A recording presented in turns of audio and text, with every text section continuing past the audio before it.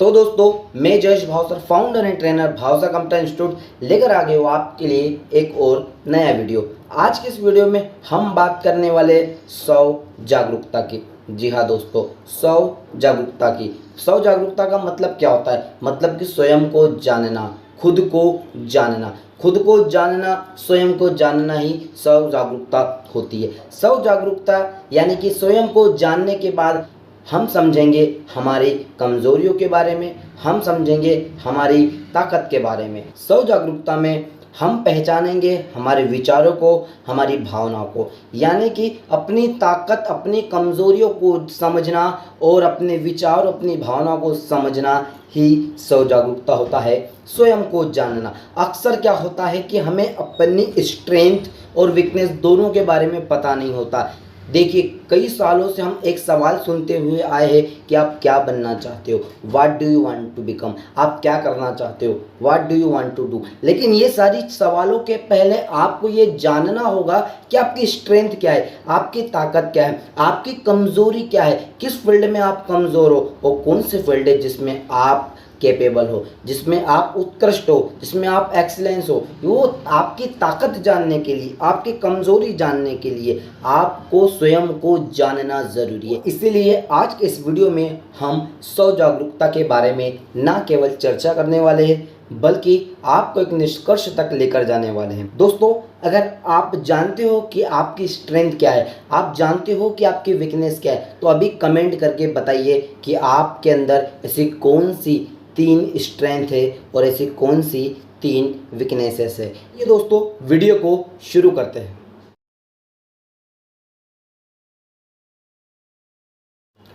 दोस्तों, सबसे पहले बात करते हैं कि 100 जागरूकता क्या है। 100 जागरूकता में दोस्तों, 100 जागरूकता में स्वयं को जानना मतलब कि ये एक ऐसी स्थिति होती है जहां हम अपने आप को गहराई से समझने की कोशिश करते हैं। बहुत डीप में जाकर हम स्वयं को समझते हैं, स्वयं को जानते हैं, स्वयं की स्ट्रेंथ को जानते हैं, स्वयं की वीकनेस को जानते हैं और जानने के बाद हम उन उपायों पर काम करते हैं, उन सॉल्यूशंस पर काम करते हैं जिससे हम अपने जीवन को, अपने आप को बेहतर बनाते हैं। दोस्तों, 100 जागरूकता से हम अपने रिश्तों को बेहतर बनाते हैं, रिश्तों को मजबूत बनाते हैं, हम अपने लक्ष्यों को आसानी से प्राप्त कर सकते हैं क्योंकि हमें अपनी स्ट्रेंथ पता होती है, इसलिए लक्ष्य जल्दी से जल्दी प्राप्त हो जाते हैं।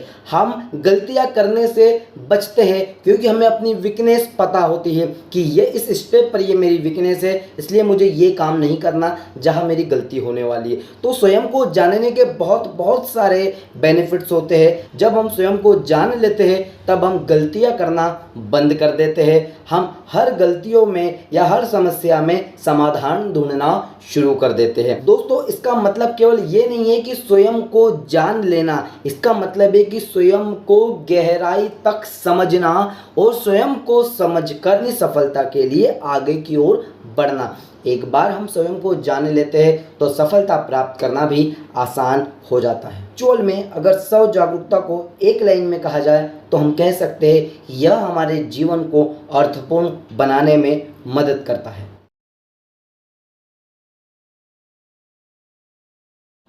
दोस्तों, 100 जागरूकता के कौन कौन से लाभ होते हैं? सबसे पहला लाभ तो ये है दोस्तों कि आत्मविश्वास में वृद्धि होती है। जैसा मैंने आपसे कहा कि जब हम स्वयं को जान लेते हैं तो किसी भी काम को करने से पहले डरते नहीं हैं क्योंकि स्ट्रेंथ और वीकनेस का पता होता है। स्ट्रेंथ और वीकनेस का पता है, इसीलिए हमारा आत्मविश्वास उस काम के प्रति ज़्यादा बढ़ा हुआ रहता है, हमारा कॉन्फिडेंस बढ़ा हुआ रहता है। हम कॉन्फिडेंट हो जाते हैं कि भैया ये तो मेरी स्ट्रेंथ है और ये तो मैं कर ही लूँगा।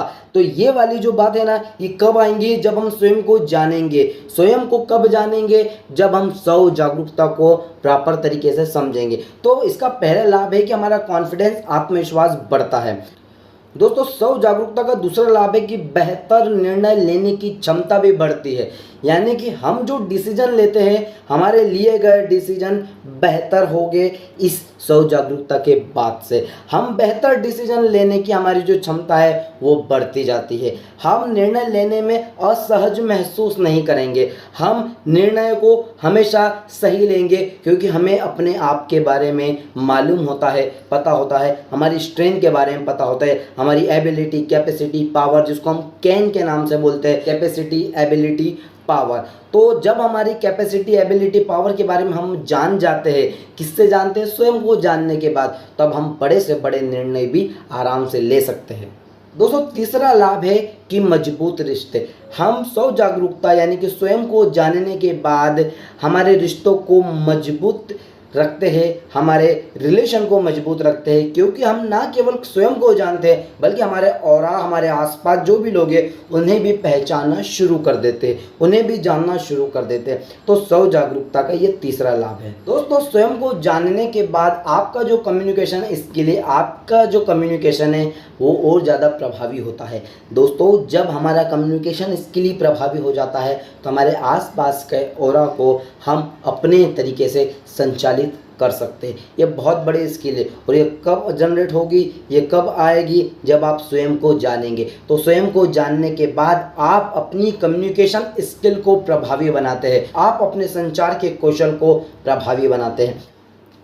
दोस्तों, स्वयं को जानने का अगला लाभ ये होता है कि व्यक्तित्व का विकास होता है और आत्मज्ञान होता है। व्यक्तित्व विकास यानी कि पर्सनालिटी डेवलप होती है। जब हम अपने आप को जानते हैं तो हम अपने आप के बारे में और सर्च करना शुरू कर देते हैं, अपने आप को और जानना शुरू कर देते हैं। इससे क्या होता है? हमारे व्यक्तित्व का विकास होता है, हमारा कॉन्फिडेंस बढ़ गया, हमने लक्ष्य निर्धारित कर लिए, हमारा बिलीव सिस्टम बढ़ गया, हमने स्वयं को जानना शुरू कर दिया, हम तनाव मुक्त हो गए, हमने समय को प्रबंधित कर लिया, हमने अपना आत्मविश्वास बढ़ा लिया। ये सारी चीज़ें व्यक्तित्व विकास का ही अंग होता है। धीरे धीरे हमारा व्यक्तित्व का विकास हो जाता है, हमारी पर्सनालिटी डेवलप हो जाती है, हमारा कम्युनिकेशन स्किल बढ़िया हो जाता है। तो ये सारी चीज़ें कहाँ से होती है? स्वयं को जानने से। स्वयं को जानेंगे तब तो पता चलेगा कि इस चीज़ की कमी है। स्वयं को जानेंगे तभी तो पता चलेगा कि इस स्किल की कमी है और इस स्किल की ज़रूरत है। तो जिस चीज़ की कमी होती है, जिस चीज़ की ज़रूरत होती है, वो हम कब सीखेंगे? जब हमें पता होगा कि इसकी आवश्यकता है। कहते हैं कि आवश्यकता ही आविष्कार की जननी होती है। तो पहले आपको आवश्यकता पता होनी चाहिए आपकी। तो आपको स्वयं को जब आप जानेंगे तब आप अपनी आवश्यकता को भी पहचानेंगे।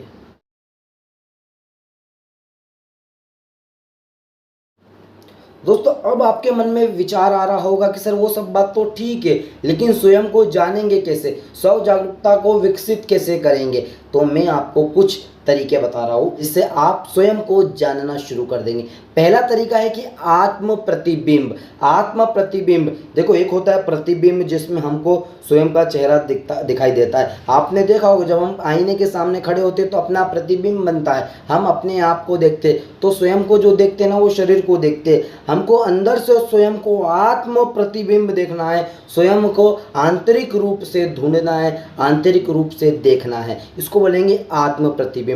आत्म प्रतिबिंब में हम क्या करेंगे? आत्म प्रतिबिंब में हम अपने अंदर विकसित होने वाले विचारों पर विचार करेंगे कि हमारे माइंड में, हमारे ब्रेन में किस प्रकार के विचार विकसित हो रहे हैं। क्या ये नेगेटिव है, क्या ये पॉजिटिव है, क्या ये सकारात्मक है, क्या ये नकारात्मक है? अगर नकारात्मक या नेगेटिव है तो इसे सकारात्मक में कैसे बदला जाए, और किस प्रकार के विचार है हमारे मन में जो ज़्यादातर अधिकतर विकसित होते। तो विचारों पर विचार करना है। दूसरा है अनुभव पर विचार करना है। हमारे जो अब तक के अनुभव रहे, हमारे पास्ट के, भूतकाल के, समय के पहले के जो हमारे अनुभव रहे, उन पर हमको विचार करना है कि इस चीज़ को मैंने ऐसे किया था तो मेरा ये अनुभव ऐसा निकल के आया था। तो इस पर भी हमको विचार करना है, अपने अनुभव पर विचार करना है। दोस्तों, आत्म प्रतिबिंब के बाद आत्म निरीक्षण करना है, स्वयं का निरीक्षण करना। देखिए क्या होता है, कहीं पर भी जब हम जॉब करते हैं तो आपके काम का भी निरीक्षण किया जाता है कि आपकी काम की क्वालिटी क्या है, उसमें अच्छाई क्या है, उसमें बुराई क्या है, अच्छी चीज़ें क्या क्या है, बुरी चीज़ें क्या क्या है, और बुरी चीज़ों को कैसे सुधारा जा सकता है। तो ऐसा निरीक्षण होता है। सेम आपको भी अपना स्वयं का निरीक्षण करना है,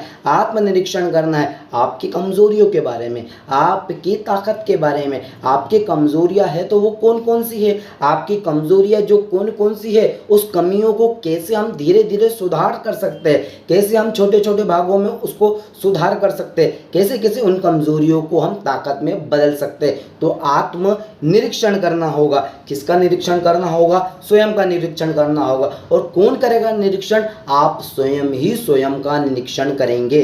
तो तीसरी चीज़ है फीडबैक लेना। मैंने बोला फीडबैक देना नहीं, फीडबैक लेना। फीडबैक देना जितना अच्छा लगता है ना, उससे कई ज़्यादा ज़रूरी है फीडबैक लेना। और किससे लेना है? दूसरों से फीडबैक लेना है। देखिए, मैंने आपको इसके पहले भी बताया था कि जब आत्मनिरीक्षण करेंगे, जब आत्म प्रतिबिंब बनेगा हमारे अंदर, स्वयं को देखने के लिए स्वयं को निरीक्षण कर लेंगे और फीडबैक दूसरों से लेना है।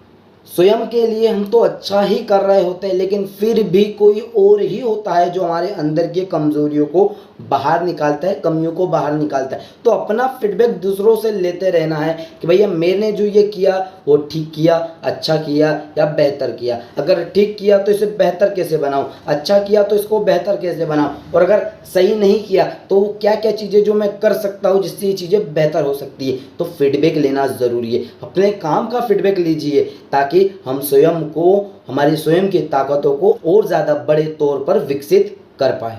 दोस्तों, आखिरी काम आपको ये करना है कि अपने विचारों को और अपनी भावनाओं को, अपने विचारों को, अपनी भावनाओं को और अपने अनुभवों को लिखना शुरू करना है। जब हम अपने विचारों को लिखते हैं और बाद में जब उसको पढ़ते हैं, तब हम ऑटोमेटिक जान जाते हैं कि यार ये विचार सही है या गलत है, इसमें क्या क्या सुधार कर सकते हैं, इसमें क्या क्या सुधार हो सकता है। तो विचारों को भी लिखना है, भावनाएं जो उत्पन्न होती है उसको भी लिखना है। लिखने के बाद हमको उसका निरीक्षण करना है कि भैया ये सही है कि गलत है, अगर गलत है तो उसको कैसे सुधार कर सकते हैं। अनुभव यानी कि जिस काम को आप पहले कर चुके हैं उस काम को लिखिए, अब इस काम को कितने अच्छे तरीके से और किया जा सकता है उसमें भी सुधार करना है। ये लिखने के बाद ही होगा। तो अनुभवों को भी लिखना है, विचारों को भी लिखना है और साथ ही साथ अपनी भावनाओं को भी लिखना है, ताकि लिखकर सुधारा जा सके और सुधारने के बाद उस काम को किया जा सके।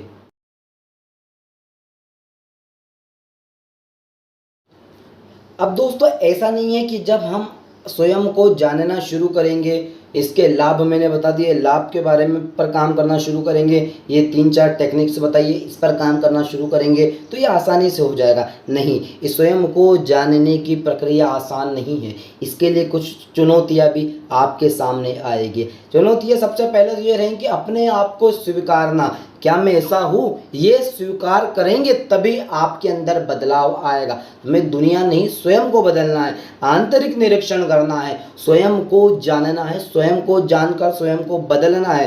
तो अपने आप को स्वीकार करना ही सबसे ज़्यादा कठिन होता है। क्या मैं एक्चुअल में ऐसा हूँ, ये जानना सबसे ज़्यादा कठिन कार्य है। दूसरी चुनौती ये आती है कि हम अपनी कमज़ोरियों को जब सामना करते हैं, जब हमें पता चलता है स्वयं को जानने के बाद यही हमारी कमज़ोरी है, तो उसे अपनाना, उसे स्वीकार करना बड़ा कठिन होता है कि ये कमज़ोरी मेरे अंदर है। तो अपनी कमज़ोरी को जब तक आप स्वीकार नहीं करोगे, जब तक अपनी कमज़ोरी को आप एक्सेप्ट नहीं करोगे, उसके अंदर आप सुधार नहीं कर सकते। तो आपको सबसे पहले एक्सेप्ट करना पड़ेगा, उसे स्वीकार करना पड़ेगा कि ये कमी है जो मेरे अंदर है। और आपके अंदर जो अभी वीडियो देख रहे हैं वो अभी तुरंत ये कमेंट में लिख कर बताएं कि आपने अपने आप के अंदर कौन कौन सी कमियों का निरीक्षण किया और उसे सुधारने के लिए आपने क्या क्या प्रयास किए, ये भी आप कमेंट करके बताएं। देखिए दोस्तों, स्वयं की कमियों का निरीक्षण करना तो आसान होगा, लेकिन स्वयं की कमियों का निरीक्षण करके उसे एक्सेप्ट करना ये कठिन है, और एक्सेप्ट करके सुधारना ये उससे ज़्यादा कठिन है। तीसरी चुनौती आती है दोस्तों, दूसरों की राय को महत्व देना। एक्चुअल में क्या होता है, जब हम फीडबैक की बात कर रहे थे तब फीडबैक में हमने बहुत मेहनत करके कोई बदलाव करने की कोशिश की। ये ऐसा ही होता है ना दोस्तों। कई बार क्या होता है कि हम एक शॉप पर गए, हमने एक ड्रेस चूज़ किया, हमको ड्रेस बहुत पसंद आया, हमने खरीदा, दोस्तों के पास आए, हमने दोस्तों से पूछा ये कैसा लग रहा है, ये शर्ट कैसा लग रहा है, उसने तुरंत बोल दिया अरे घटिया है, मज़ा नहीं आ रहा है। तो अब हमारा जो हमने फीडबैक लिया था वो किस लिए लिया था ये भूल जाता, हमको उस समय बुरा लगता है, हम उस चीज़ को एक्सेप्ट नहीं कर पाते, दूसरों की बातों को हम महत्व नहीं दे पाते। जब हमने फीडबैक लिया, इसका मतलब ये है कि हम उनकी राय जानना चाहते हैं। जब हम उनकी राय जानना चाहते हैं तो उनकी बातों को भी महत्व देना ज़रूरी होगा। तो दूसरों की बातों को भी क्या करना है, महत्व देना है, क्योंकि हम फीडबैक लेना एक इम्पोर्टेंट पार्ट है स्व जागरूकता का। तो जब हम फीडबैक लेते हैं ना, तो फीडबैक लेने के समय हमको क्या करना है, हमको दूसरों की बातों को भी महत्व देना है कि हाँ ये अगर ये बोल रहा है तो हो सकता है कि इसमें कुछ ना कुछ तर्क होगा, तो दूसरों की बातों को भी महत्व देना। लेकिन ये भी एक चुनौती भरा कार्य है। हम चाहते हैं दूसरों से फीडबैक लेना, लेकिन ये भी मांग करते हैं इनडायरेक्टली कि वे सब अच्छा अच्छा ही बोले। तो ये ज़रूरी नहीं है, फीडबैक किसी भी प्रकार का हो सकता है, पॉजिटिव नेगेटिव किसी प्रकार का हो सकता है, हमें दोनों के लिए तैयार रहना ज़रूरी है। दोस्तों, स्व जागरूकता में अगली चुनौती हमारे पास आती है कि स्वयं की भावनाओं और विचारों को व्यक्त करने में कठिनाई। स्वयं के विचारों को और भावनाओं को लोग व्यक्त करने में उनको कठिनाई महसूस होती है लोगों को। अधिकतर लोग स्वयं को जानने के बाद उनके मन में उठने वाले सवालों को वे पूछने से डरते हैं, अपनी भावनाओं को व्यक्त करने से डरते। तो ये भी एक चुनौती भरा कार्य है। तो दोस्तों, स्व जागरूकता के कंक्लूजन की बात करें तो यही है कि हमें स्वयं को जानना है। ये हमें अपने आप को गहराई तक समझने में मदद करती है। ये हमारे विचारों को, ये हमारी भावनाओं को, हमारे अनुभवों को और विस्तार से समझने में, हमें जानने में मदद करती है। तो अपने आप को जानना ईश्वर को जानने के समान होता है, इसलिए स्वयं को जानना शुरू करें। और दोस्तों, उम्मीद है कि ये वीडियो आपको पसंद आया होगा। अगर आपका इस वीडियो से रिलेटेड कोई भी सवाल या सुझाव हो तो कमेंट करना ना भूलें। साथ ही अब तक अगर चैनल को सब्सक्राइब नहीं किया हो तो अभी चैनल को सब्सक्राइब करके वीडियो को लाइक करके दोस्तों या शेयर करना ना भूलें। वीडियो में अंत तक बने रहने के लिए आप सभी का कोटि कोटि धन्यवाद।